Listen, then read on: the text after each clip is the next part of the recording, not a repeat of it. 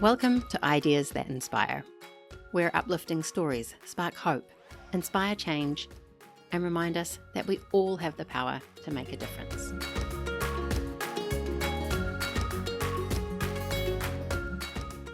Hello, my friend. It's Emily here, a Kiwi from New Zealand and the voice behind Ideas That Inspire, uplifting conversations for a better world. Welcome to the very first episode. Today, I want to share a little about my story, why I started this podcast, and my vision for it moving forward. My hope is that by the end of this episode, you'll feel like you know me a little better and be excited for the journey we're about to go on together. Let's start with the moment I fell in love with podcasts. Back in 2011, my personal trainer introduced me to a holistic wellness podcast, and from the first episode, I was hooked. I loved that I could learn something new while out walking and being in nature. It was a total win-win. I've never been much of a non-fiction reader, but podcasts gave me direct access to the wisdom of experts in health and wellness, personal growth, and beyond. But what really captivated me were the stories. Hearing people open up about their struggles, challenges, and personal breakthroughs made me realize that change is possible. It gave me hope that small shifts in my daily life could lead me closer to the vision I had for my future. At the time, I had been working in live television for many years. It was a creative job with many new, exciting opportunities, and I made some amazing memories. But life on the road got tiring, and over time, I felt stuck. Deep down, I was craving something more meaningful.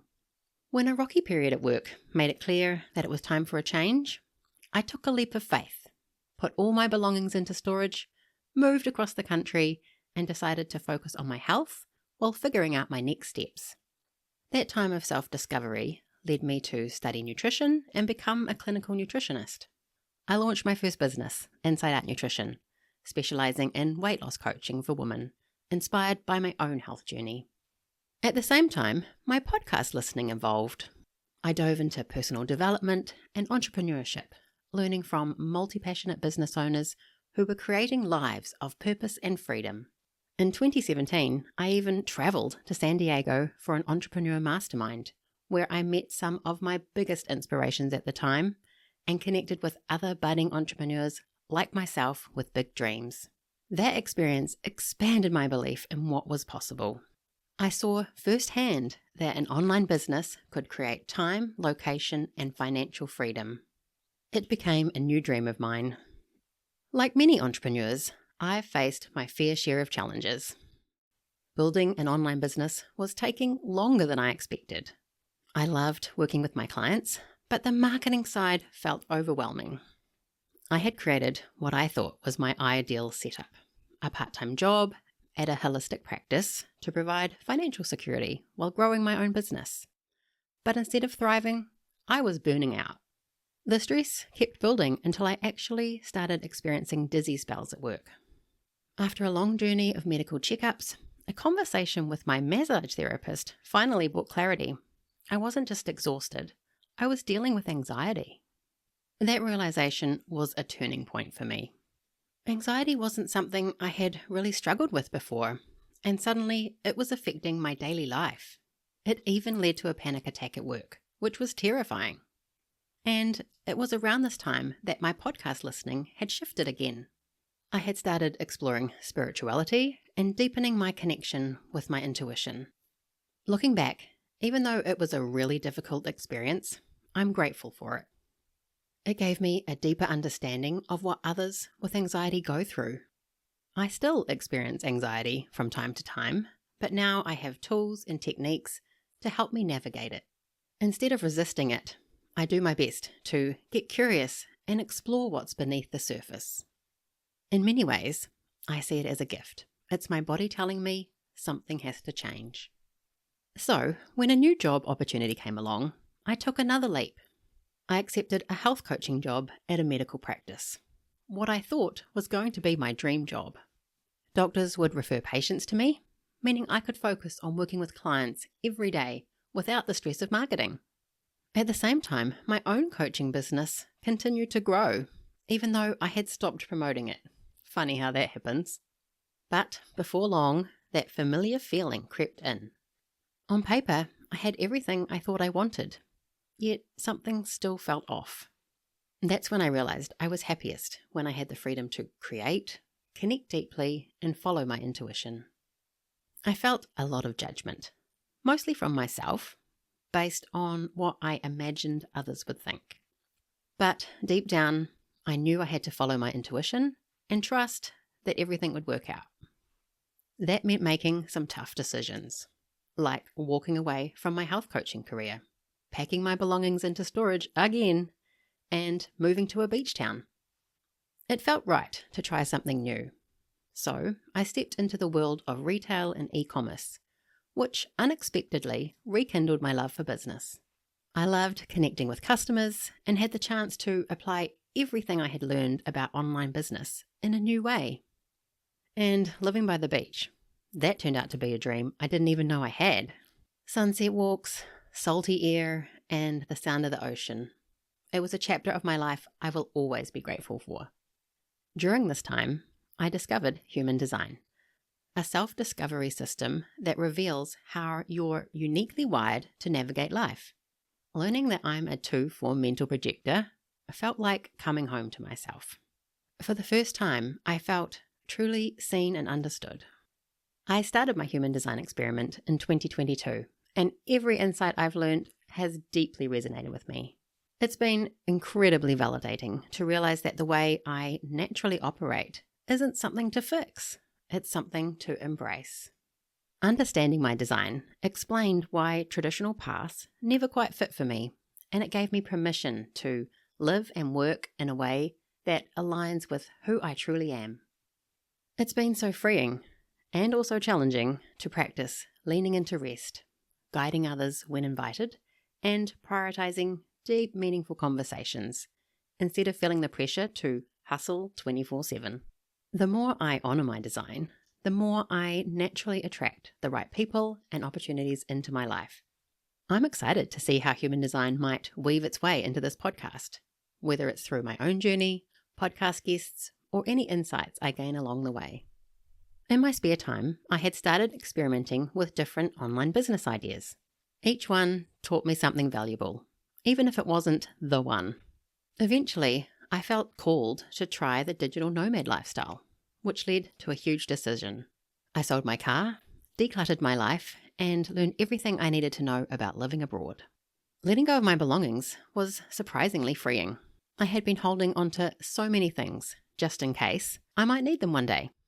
But as I sorted through it all, selling, donating, and keeping only what truly mattered, I felt lighter.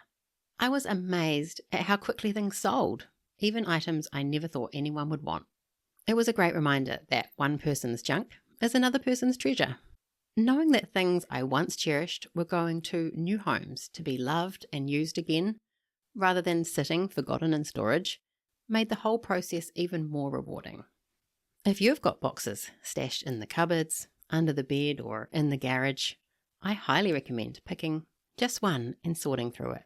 It's a wonderful way to reflect on old memories, and the bonus, clearing out physical space has a way of clearing out mental space too. I moved to Bali with the intention of staying for 6 months, an adventure that was both exciting and challenging. The chaos of a new country pushed me far out of my comfort zone, but it also reminded me how resilient I am. The traffic was insane, the streets were loud and chaotic, and there was so much rubbish everywhere.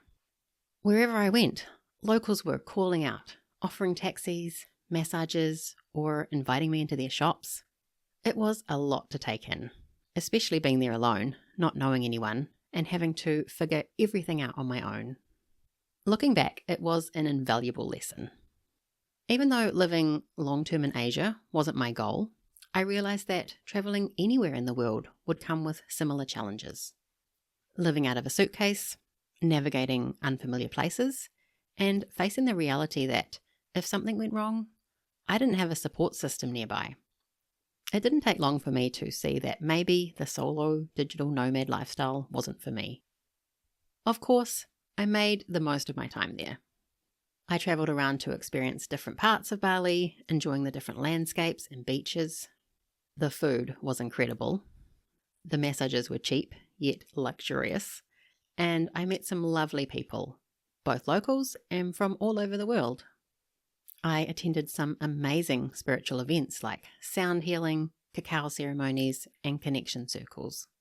It was a wild ride, but after 3 bouts of Bali belly and working through many waves of anxiety, I took the hint. This wasn't the place for me. I decided to return to New Zealand after 3 months, instead of the 6 I had originally planned. So now I've chased another dream, and while it didn't turn out as expected, I'm incredibly proud of myself for going all in. I made a decision, took action, and made it happen.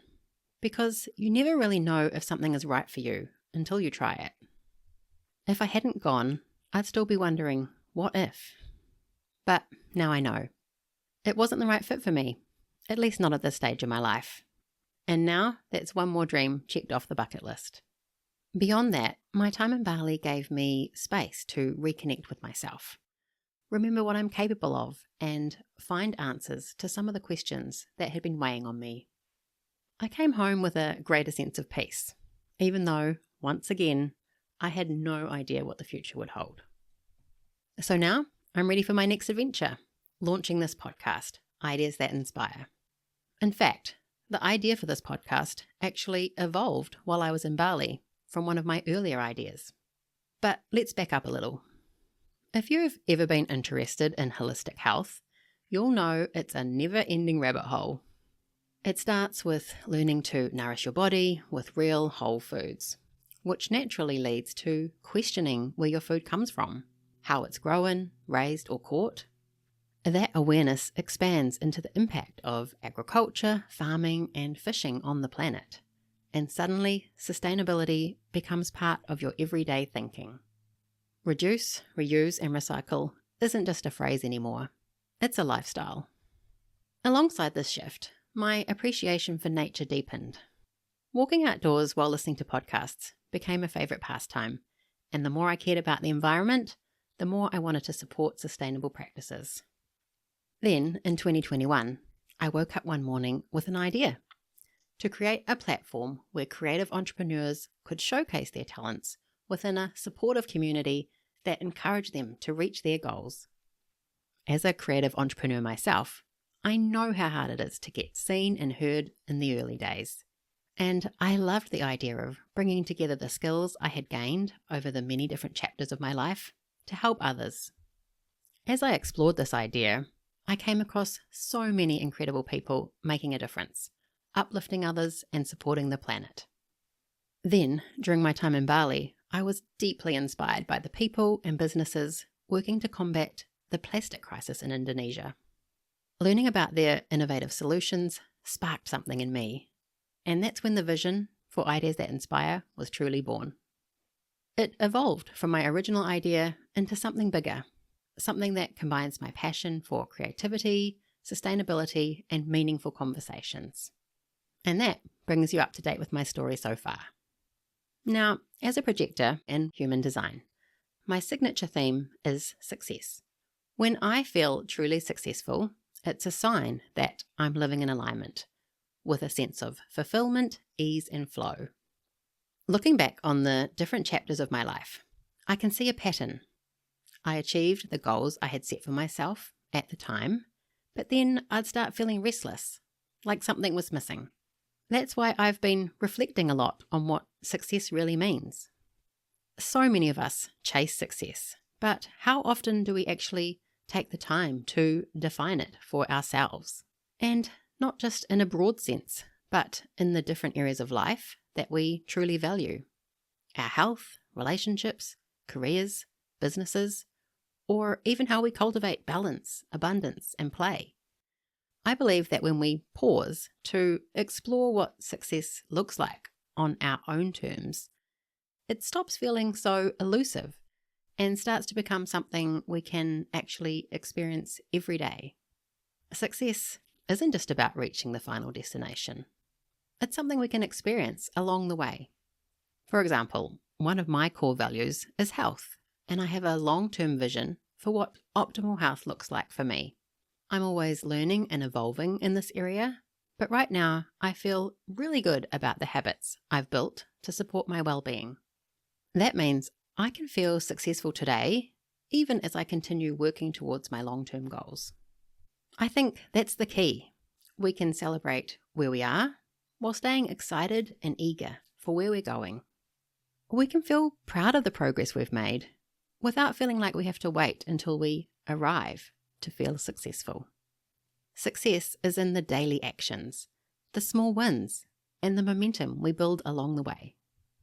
Your version of success will look different from mine, which is why it's so important to define what success truly means to you, especially in the areas of life that matter most. It's easy to feel like we're falling short just because we haven't figured it all out yet. But do we ever really have it all figured out? I'm not so sure. They say the only constant in life is change, and I think that applies to success too. So, if it feels fun and exciting to you, why not take some time to reflect on what success looks like in the different areas of your life? You might realize you're already successful in some ways, while gaining clarity on how to cultivate that feeling in others. This practice has helped me feel more at peace with where I am and clearer about where I'm going. Also, know that your definition of success will evolve as you evolve. It's something to continually reassess and adjust as you move through life. The goalpost is always shifting, which is why I believe the real key is to enjoy the journey, to find success in the now. If we're always chasing an ever-moving target without appreciating the present, we'll never feel truly successful. A friend of mine gifted me the book, The Boy, the Mole, the Fox, and the Horse by Charlie Mackesy. In the book, the boy asks the mole, "What is success?" And the mole simply replies, "Success is to love." That really hit home for me. Success is to love. Love ourselves, love the journey, and love the life we have right now. The present moment is where we spend every second of our lives, so finding ways to enjoy it makes all the difference. Otherwise, we fall into the trap of, "I'll be happy when I get the house, the car, the relationship, the money." But if we're always waiting for something to feel successful, we end up living in a constant state of chasing rather than appreciating. And that makes it so much harder to truly enjoy life. Naturally, I want to feel successful as I embark on this new journey of starting a podcast. So what does success look like for me during this process? Well, I have a vision of what I'm working towards and a general roadmap for how to get there. Taking action, big or small, helps me feel like I'm making progress. I'm doing my best to enjoy the learning curve and staying open to what this experience is teaching me. Some things feel really scary, and at times I'm absolutely terrified, but I'm doing them anyway. I know that as I keep moving forward, the things that feel daunting now will eventually become second nature. And as I grow, my definition of success will evolve too. So it's something I'll continue redefining as I go. Can you imagine the difference in the world if we all felt successful in our own lives and had a clear vision of what that meant, both now and in the future? There would be no more comparing ourselves to the neighbour next door, the colleague at work, or even our friends and family. Because the truth is, we never really know what's happening behind the scenes in someone else's life or what struggles they might be facing. What looks like success from the outside might not feel like success to them on the inside. And even if someone has what you think you want, their path to getting there might not align with what truly matters to you. That's why I'm bringing conversations about success into this podcast, exploring what it looks like for each guest within their business and life. My hope is that these stories help you gain clarity, see the many different versions of success, and feel inspired to define and pursue your own success on your terms, not anyone else's. Through Ideas That Inspire, we'll hear from creative entrepreneurs, eco-conscious business owners, and change makers who are building meaningful lives in unconventional ways. We'll dive into the moments of inspiration that sparked their journeys, the challenges they've faced, and the impact they're creating. My hope is that these conversations leave you feeling uplifted, motivated, and ready to take the next step in your own journey, whatever that looks like for you.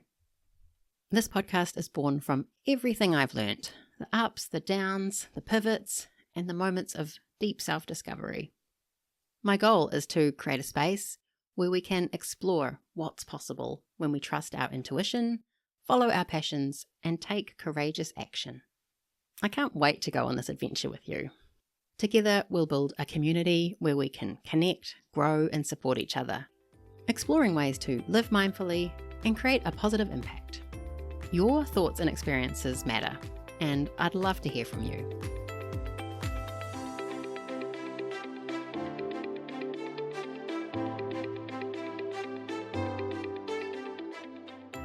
Thank you for being part of the Ideas That Inspire community. If today's episode sparked joy or inspiration, please share it with a friend, subscribe, and leave a 5-star review, because the more people that hear these stories, the more change we can create together. You can join the conversation on Instagram at Ideas That Inspire, where we connect, share, and support each other in living mindfully and making a real impact.